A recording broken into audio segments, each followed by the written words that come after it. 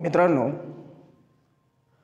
शर्यतीमध्ये सर्वजण आपल्या हारण्याचीच वाट बघत असतात.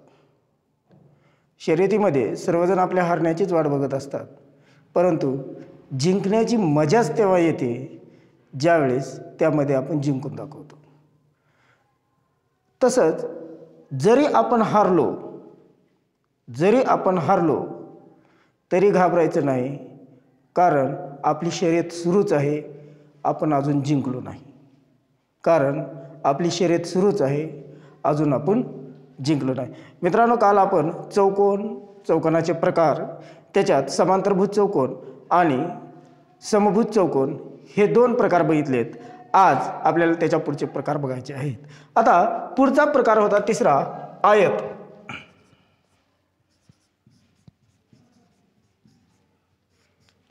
मित्रांनो, लक्षात घ्या, आयत कशाला म्हणतात? ज्या चौकोनाचे 4ही कोन काटकोन असतात आणि समोरासमोरील बाजू एकरूप असतात. ज्या चौकोनाचे 4ही कोन काटकोन असतात आणि समोरासमोरील बाजू एकरूप असतात त्याला आपण आयत असे म्हणतो. एकदा अजून सांगतो, ज्या चौकोनाचे 4ही कोन काटकोन असतात आणि समोरासमोरील बाजू एकरूप असतात त्याला आयत असे म्हणतो. आता आयताचे गुणधर्म.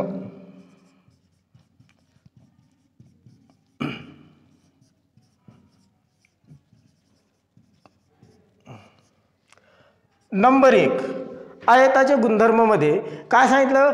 आयताच्या समोरासमोरील बाजू एकरूप असतात. पहिलाच गुणधर्म काय? आयताच्या समोरासमोरील बाजू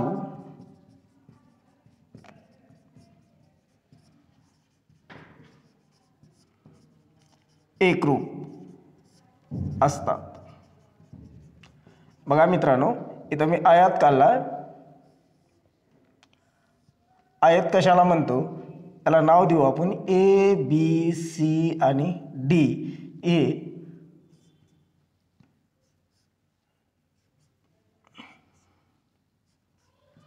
काय सांगितलं मी तुम्हाला की ज्या चौकोनाचे 4ही कोन काटकोन असतात आणि समोरासमोरील बाजू एकरूप असतात. तेव्हा बरं याचं ए, बी, सी, डी ही 4ही कोन काटकोन आहेत आणि समोरासमोरील बाजू एकरूप आहेत, त्याला आपण आयत असे म्हणतो. त्याचा पहिला गुणधर्म बघितला, आयताच्या समोरासमोरील बाजू एकरूप आहेत का?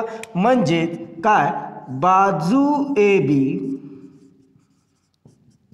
एकरूप, बाजू सी डी आणि बाजू AC एकरूप, बाजू BD. बघा, आयताचा पहिला गुणधर्म की त्याच्या समोरासमोरील बाजू एकरूप असतात. त्याच्यानंतर दुसरा आहे, आयताचे कर्ण एकरूप असतात.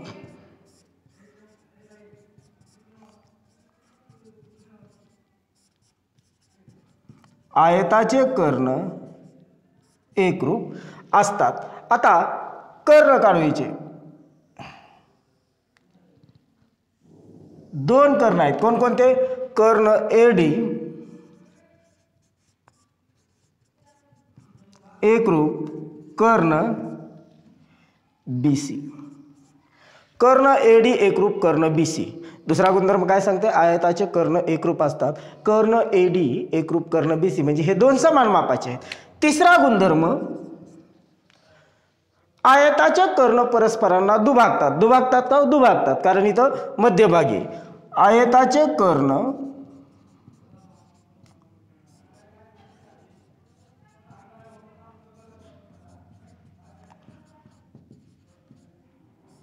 परस्परांना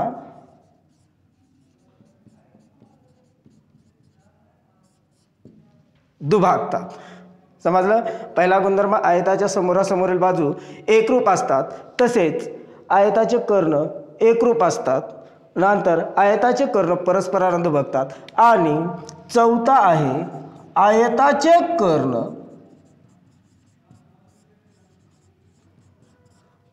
पूर्ण चौकोनाला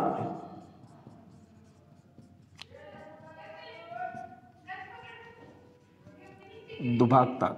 आयताचे कर्ण पूर्ण चौकोनाला दुभागतात।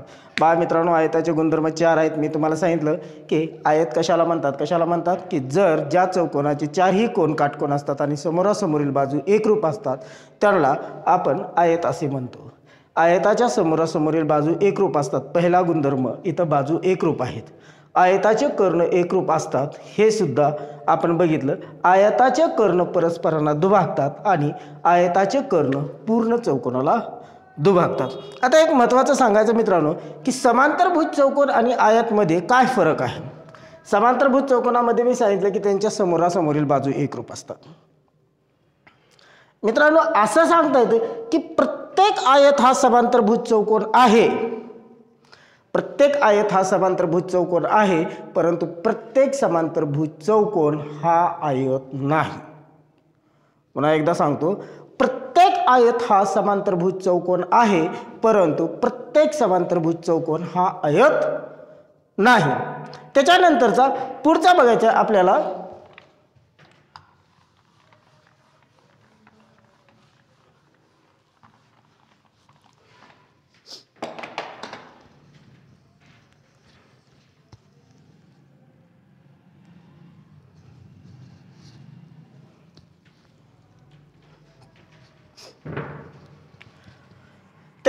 पुढचं बघायचं आपल्याला चौरस। आता चौरस कशाला म्हणतात? चौरस एकदम सोपा आहे। पहिले सर्व आकृती काढू आपण चौरसाची।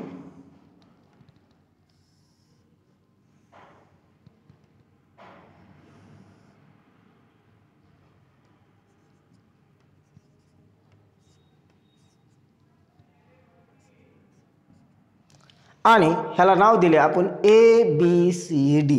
आता चौरस कशाला म्हणतात की ज्या चौकोनाच्या 4ही बाजू एकरूप असतात, 4ही बाजू म्हणजे याचा जर माप 3 सेंटीमीटर असेल तर याचं पण 3 सेंटीमीटर, याचं पण 3 सेंटीमीटर आणि याचं पण 3 सेंटीमीटर, म्हणजेच प्रत्येकाचं माप 3 सेंटीमीटर असलं तरी म्हणजेच थोडक्यात सांगायचं झालं तर 4ही बाजू एकरूप असतात।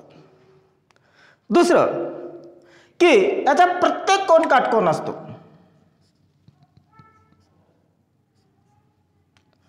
याचा प्रत्येक कोन काटकोन असतो, म्हणजेच याची व्याख्या अशी सांगते मित्रांनो की ज्या चौकोनाचे 4ही बाजू एकरूप असतात आणि प्रत्येक कोन काटकोन असतो त्याला आपण चौरस असे म्हणतो।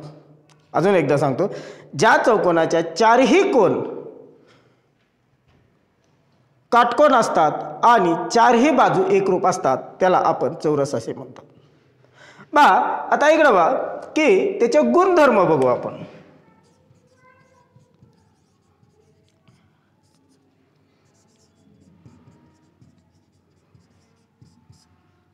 चौरसाचे गुणधर्म। आता मित्रांनो, चौरसाचे गुणधर्म कसे बघायचे आपल्याला? पहा इकडे ध्यान द्या, पहिल्या सुरू त्याचे कर्ण काढू आपण।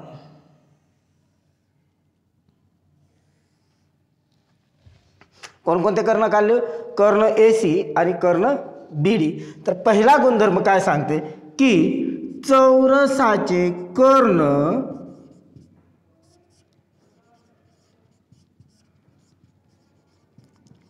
एकरूप असतात। चौरसाचे कर्ण एकरूप असतात। मग कोणकोणते कर्ण आहेत? तो कर्ण AC आणि कर्ण BD। कर्ण AC आणि कर्ण BD म्हणजेच कर्ण AC एकरूप, कर्ण BD। त्याच्यानंतर दुसरं, चौरसाचे कर्ण परस्परांना दुभागतात म्हणजेच काय करतात? इथं यांनी एकमेकाचं समांतर मापामध्ये त्यांचे तुकडे करतात, दुभागतात, 2 भाग करतात, म्हणजे चौरसाचे कर्ण परस्परांना दुभागतात। आता इथं लिहितो, चौरसाचे कर्ण परस्परांना दुभागतात। तिसरं, चौरसाचे कर्ण परस्परांचे लंब दुभाजक असतात।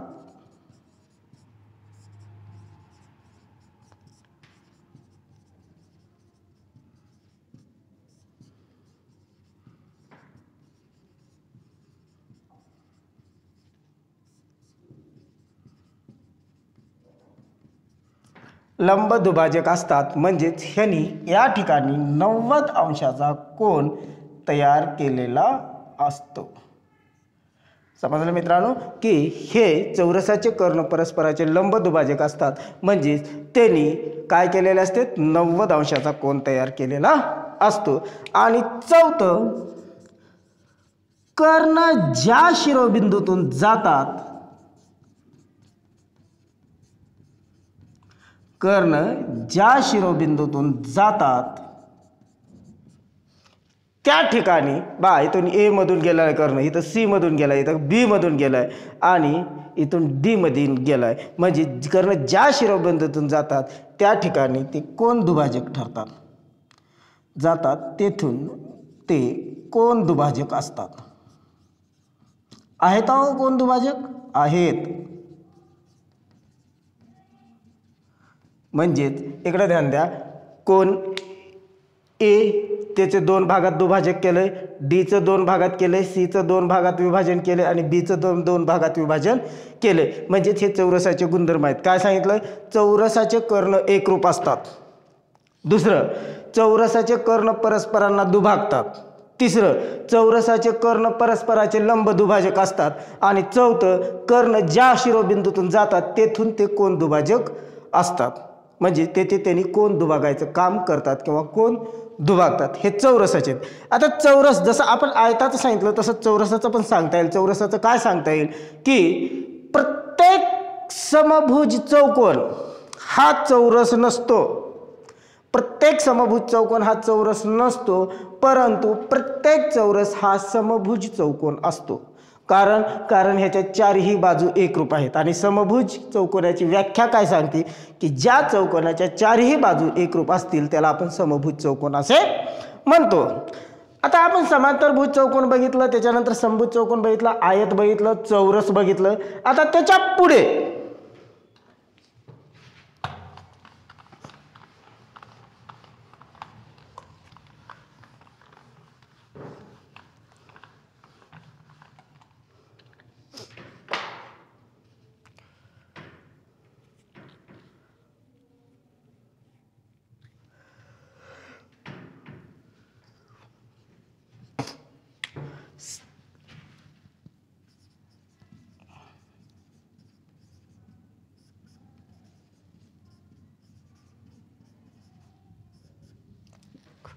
त्याच्यानंतर पाहायचं आपल्याला समलंब चौकोन.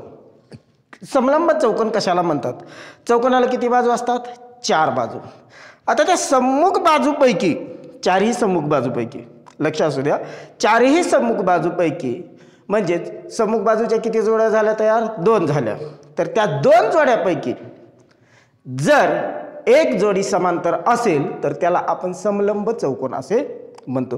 थोडक्यात सांगतो, दिलेल्या चौकोनामध्ये सम्मुख बाजूच्या जोड्यामध्ये जर एक जोडी समांतर असेल तर त्याला समलंब चौकोन असे म्हणतात. उदाहरणार्थ इकडे बघू,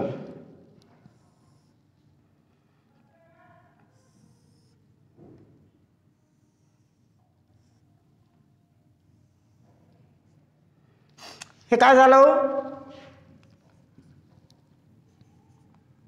चौकोन ए बी सी डी. आता याच्यामध्ये बाजू ए बी समांतर बाजू डी सी. मी काय सांगितलं होतं? दिलेल्या चौकोनामध्ये सम्मुख बाजूच्या जोड्यामध्ये जर एक जोडी समांतर असेल तर त्याला आपण समलंब चौकोन असे म्हणतो.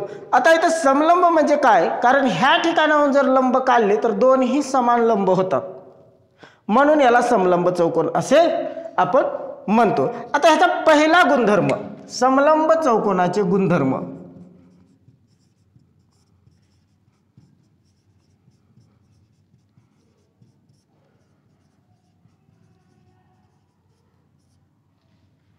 नंबर 1 काय सांगता येईल? सम्मुख बाजूच्या जोड्यापैकी एक बाजू समांतर असते. म्हणजेच इथं लिहितो मी, सम्मुख बाजूच्या जोड्यापैकी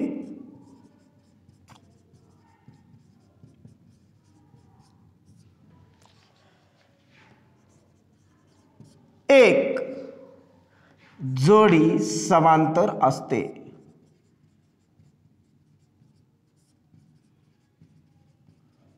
कोणती जोडी आहे मग ती? इथं वर लिहिली मी. कोणती? बाजू ए बी समांतर बाजू डी सी आहे का इथं बा? ए बी आणि डी सी ह्या एकमेकांना समांतर आहेत. तसेच दुसरं काय सांगता येतं? मग ही समांतर आहेत तर हे दोन कसले आहेत? असमांतर. हे समांतर आहेत म्हणल्यास हे दोन कसे आहेत? असमांतर. आणि असमांतर बाजूच्या जोड्यामध्ये लगतचे कोन जे असतात ते परस्परांचे पूरक असतात. बा काय सांगितलं मी? ही असमांतर जोडी आणि त्यांच्या अंत्यबिंदूपाशी किंवा होणारे लगतचे कोन, अंत्यबिंदूपाशी किंवा होणारे लगतचे कोन हे परस्परांचे पूरक असतात. म्हणजेच इथं लिहिते असमांतर बाजूच्या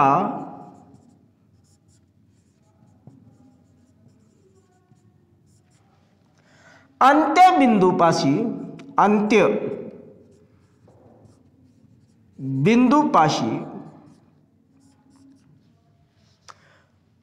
होणारे कोन, कंसात लिहितो मी कोणते? लगतचे कोन. लगतचेच आहेत ना, काल परवा सांगितलं मी तुम्हाला लगतचे कोन कशाला म्हणतात. असमांतर बाजूच्या अंत्यबिंदूपाशी होणारे कोन ए आणि डी हे परस्परांचे पूरक कोन असतात. हे परस्पराचे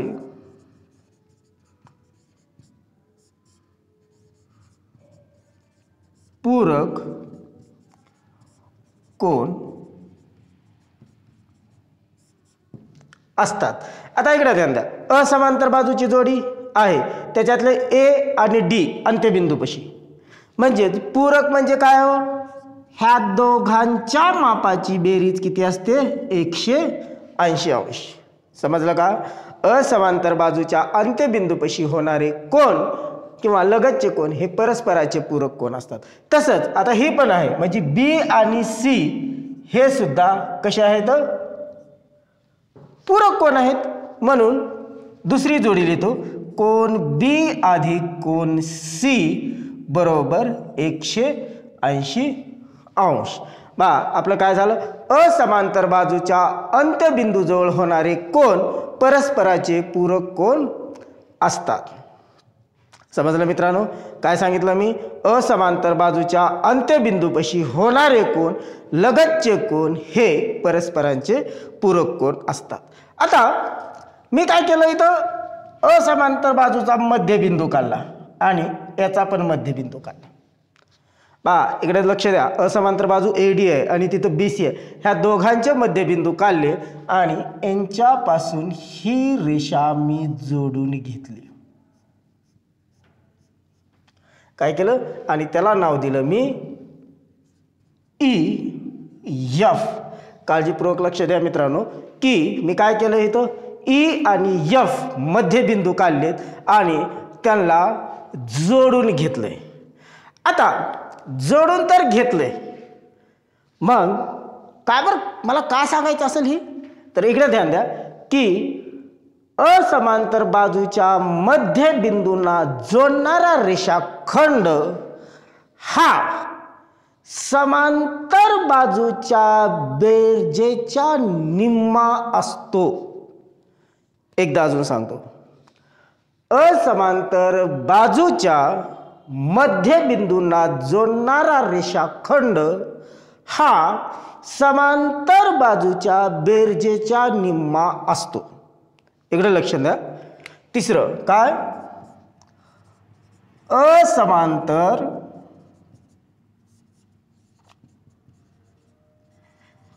बाजूच्या मध्यबिंदूंना जोडणारा रेषाखंड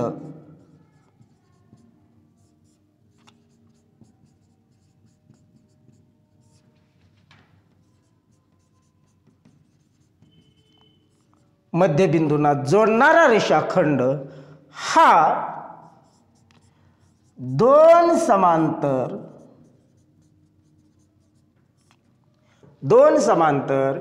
बाजूच्या बेरजेच्या निम्मा असतो. निम्मा किंवा निमपट असतो। आता मी समजा ह्याचं माप दिलं 3 आणि ह्याचं दिलं 5, किती दिलं? ह्याचं वरच्याचं दिलं 3 आणि खालच्याचं दिलं 5। आता म्हणजेच असं लिहिता येईल मला की काय हो, 1/2 किंवा मध्यका काढू आपण, बाजू EF बरोबर 1/2 बाजू AB अधिक बाजू कोणती येईल सांगा बरं? बाजू AB अधिक बाजू DC म्हणजेच 1/2 कंसात 3 अधिक 5 म्हणजेच 1/2 गुणिले 8 बरोबर 4, म्हणजे ह्याचं माप किती आलं? 4 सेंटीमीटर। अजून एकदा सांगतो, असमांतर बाजूच्या मध्यबिंदूंना जोडणारा रेषाखंड हा 2 समांतर बाजूच्या बेरजेचा निम्मा असतो। आणि तसंच आता पुढचं आहे रेख EF ला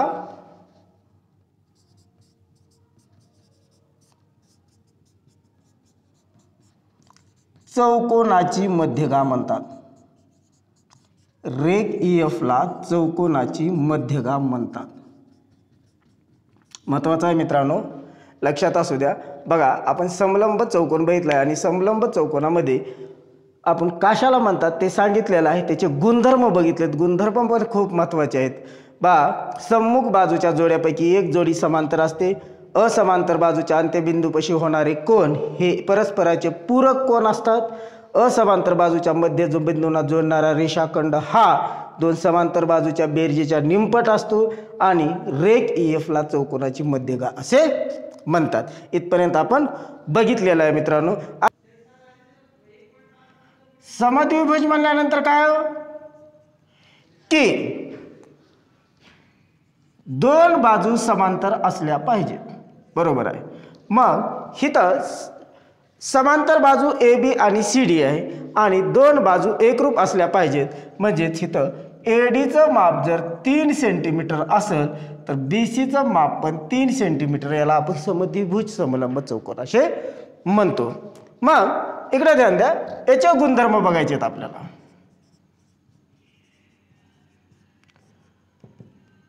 नंबर 1, आता यांचे कर्ण परस्परांना एकरूप असतात।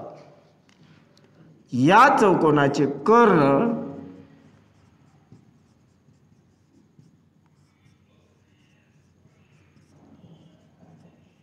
परस्परांना एकरूप असतात।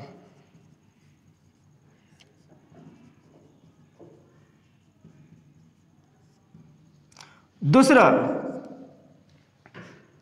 या चौकोनाचे कर्ण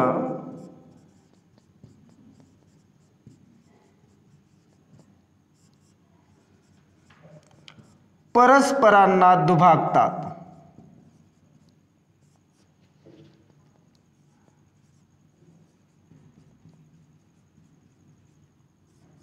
आणि तिसरं महत्वाचं आहे बा की जी समांतर बाजू आहेत आणि त्यांच्या अंत्यबिंदूपाशील कोन किंवा लगतचे कोन हे एकरूप असतात। म्हणजेच कोन A आणि कोन B हे एकरूप आहेत, तर कोन D आणि कोन C हे सुद्धा एकरूप आहेत, समांतर बाजूच्या अंत्यबिंदूपाशील कोन।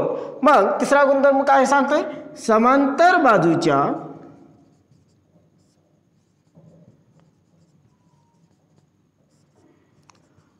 अंत्यबिंदूपाशील कोन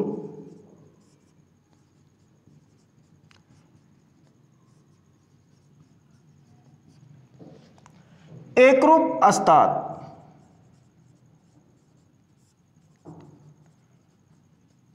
म्हणजेच कोन A एकरूप कोन B आणि कोन C एकरूप कोन D। बा मित्रांनो, एकदम सोपा आहे की समद्विभुज समलंब चौकोनामध्ये जी असमांतर बाजू असतात त्या एकरूप असतात, म्हणून त्याला समद्विभुज समलंब चौकोन असे आपण म्हणतो। त्याच्यानंतर याचे गुणधर्म जर बघितले तर या चौकोनाचे कर्ण परस्परांना एकरूप असतात किंवा एकाच मापाचे असतात। त्याच्यानंतर या चौकोनाचे कर्ण परस्परांना दुभागतात. समांतर बाजूच्या अंत्यबिंदूपाशील कोन, म्हणजे समांतर बाजू कोणकोणते आहेत, ए बी आणि सी डी यांच्या अंत्यबिंदूपाशील कोन हे एकरूप असतात. म्हणजेच कोन ए एकरूप कोन बी आणि कोन डी एकरूप कोन सी हे समद्विभुज समलंब चौकोनाचे गुणधर्म आहेत. त्याच्यानंतरचा प्रकार आहे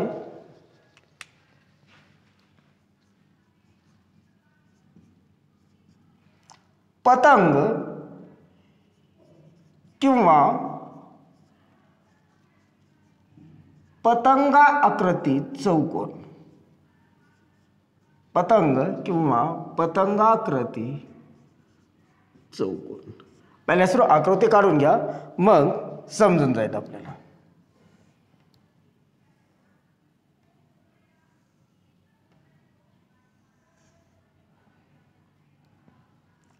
ए बी सी आणि डी.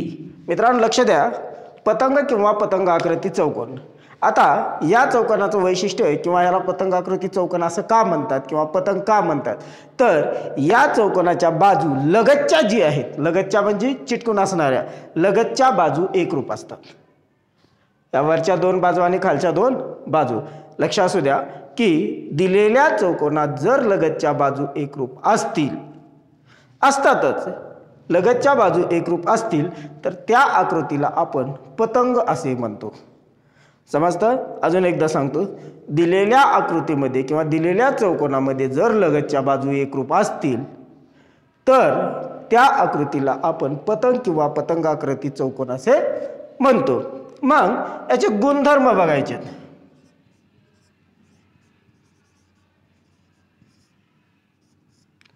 नंबर 1 चा गुणधर्म काय सांगतो? नंबर 1 चा गुणधर्म की या चौकोनाच्या लगतच्या बाजू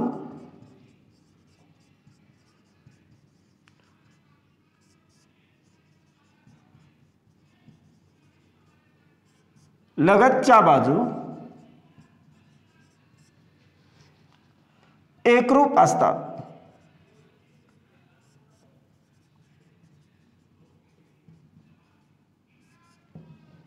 नंबर 2, या चौकोनाचे कर्ण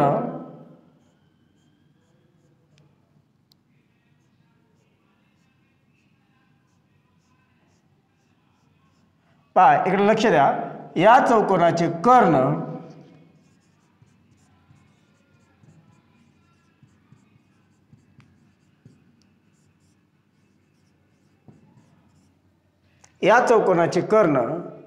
परस्परांना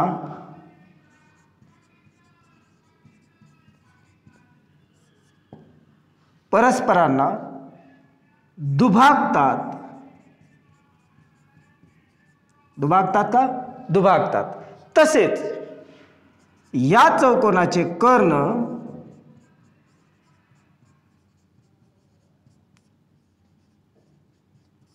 परस्परांचे लंब दुभाजक असतात.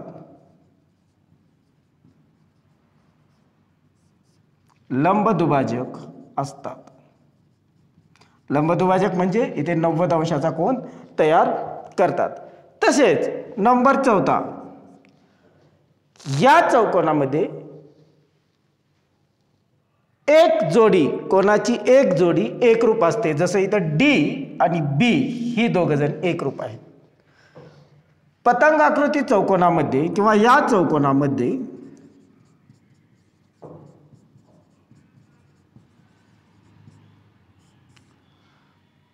कोणाची एक